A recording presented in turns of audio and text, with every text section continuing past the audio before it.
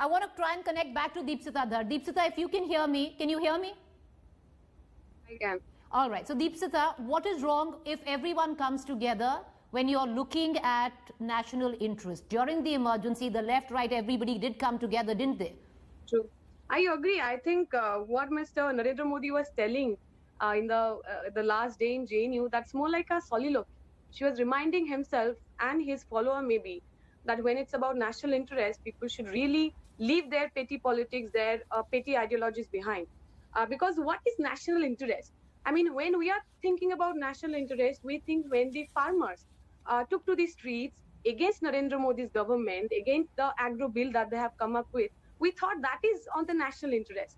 When students are coming down to the street, they're protesting and demanding that we need our scholarship. During the pandemic, all our families are going through a financial crisis. As government, you should stand by us. We think that is national interest.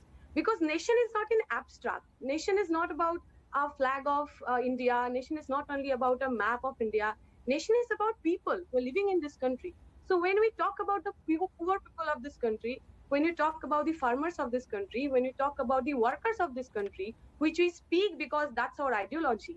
In our ideology, people comes first. We believe we are working for the national interest. Okay. I mean, it's very interesting how Mr. Narendra Modi understands national interest. Only when it's about Pakistan, when it's about China, only then he thinks that the question, the dialogue, the debate around national interest needs to be bring in.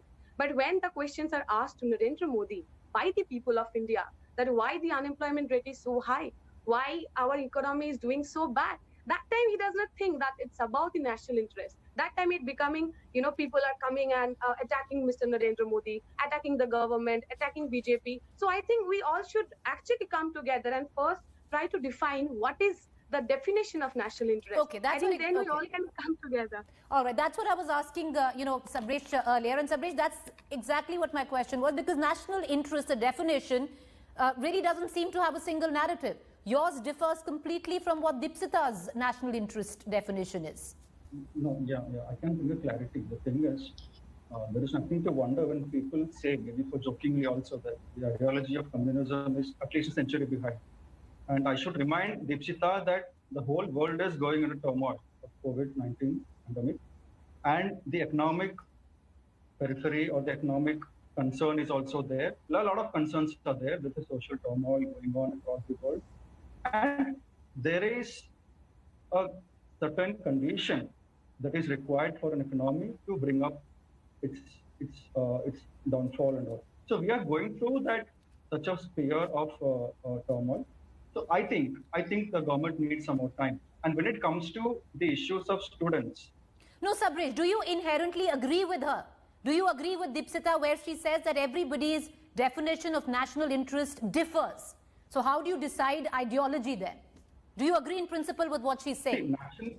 No. See, I'm not going to give an interpretation of my own view. What I'm trying to say is that ideology or extreme ideologies, whatever it is, should not come in the way of national interest. National interests are many. Like that of Hindu. Even every individual has a perception of its own national interest. Okay. And that is the reason why we have democratic elections. We elect on the basis of our interests or a party that shares the interest of us. So that is why we have an democratic election. Unlike some sort of autocracy or some sort of one-manship. Deepsita, would you want to respond to that? Where only the party rules. Deepsita, would you want to respond to that? Yeah, actually, there are two things. I mean, as Sarvesh was also speaking, that there are students' issue. When Mr. Narendra Modi was speaking yesterday, I was really hoping that while he speaks, and particularly when he was inaugurating Vivekananda statue, I thought he's going to, for at least once, he's going to mention about this one girl who is 19-year-old, a student of Delhi University, who had to commit suicide because of the immense financial burden the whole education system was putting on her. If you do not know, her name was Aishwarya. Her sister had to stop her studies for last 2 years so that this girl in Delhi, in LSR, she can continue her mathematics honors. So when we are talking about the issues, when we are talking about Vivekananda, when we are talking about the dreams of Vivekananda, what was his dream?